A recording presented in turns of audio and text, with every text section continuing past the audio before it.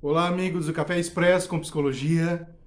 Sejam bem-vindos a mais esse encontro para continuarmos a conversa do vídeo passado, que estávamos falando sobre depressão, o mal-estar da sociedade contemporânea. Hoje eu trouxe essa discussão extremamente importante e fundamental, principalmente para você que está apresentando manifestações de tristeza, mas não consegue definir exatamente o que acontece, por que está assim. Vamos discutir sobre a depressão, sobre os tipos de depressão e como que as pessoas podem se identificar quando elas se encontram nessa manifestação. Vai lá, pega o seu café para termos a nossa conversa. Fundamental para este momento.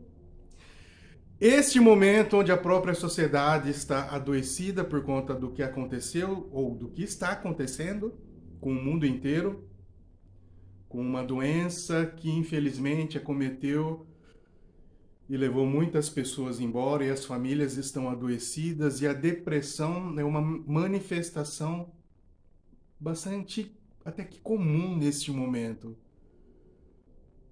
Vamos conversar sobre esses tipos e entender como que as pessoas podem se identificar nessa situação. A primeira manifestação, ou o primeiro tipo da depressão, que é estudada pela patologia ou pelos transtornos da patologia, é a própria depressão maior, ou transtorno depressivo clássico, ou transtorno depressivo unipolar. A pessoa manifesta aqueles sintomas clássicos da depressão.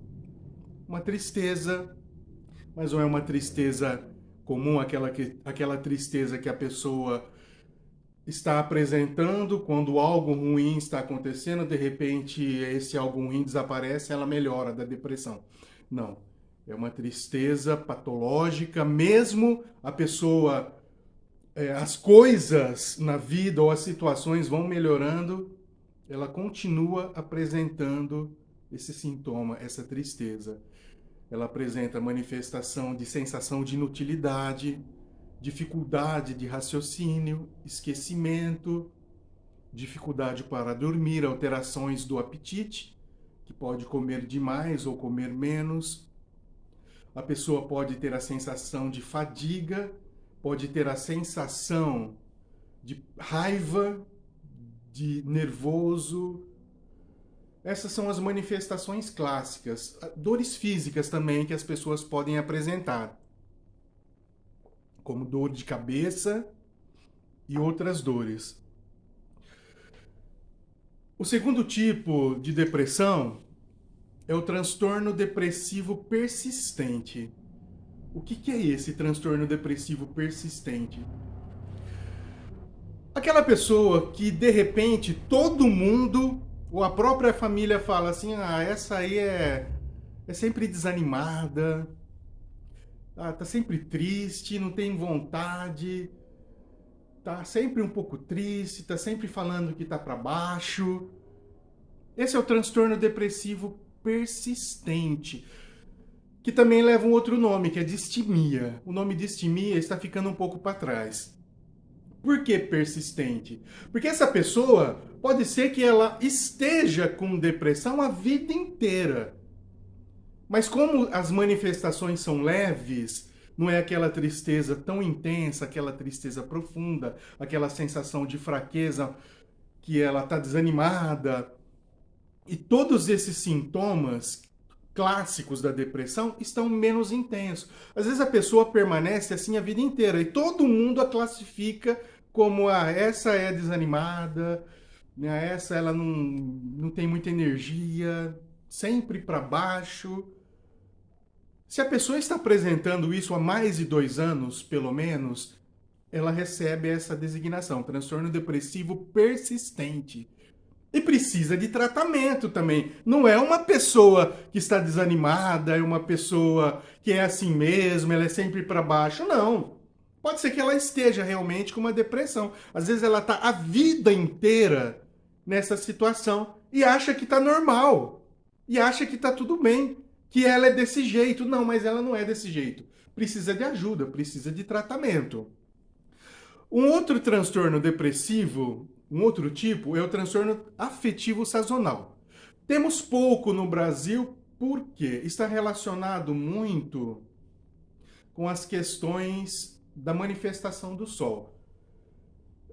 É muito comum as pessoas acharem estranho assim, eu tenho depressão somente no outono ou no inverno.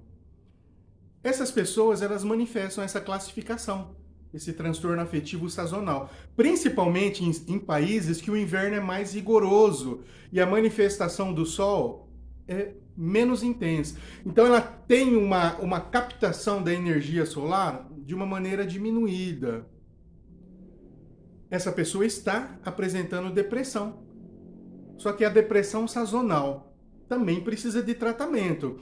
Um dos tratamentos interessantes para ela, além dos tratamentos tradicionais, é que essa pessoa pode ser colocada em uma câmera com luz, com foco de luz, a fototerapia.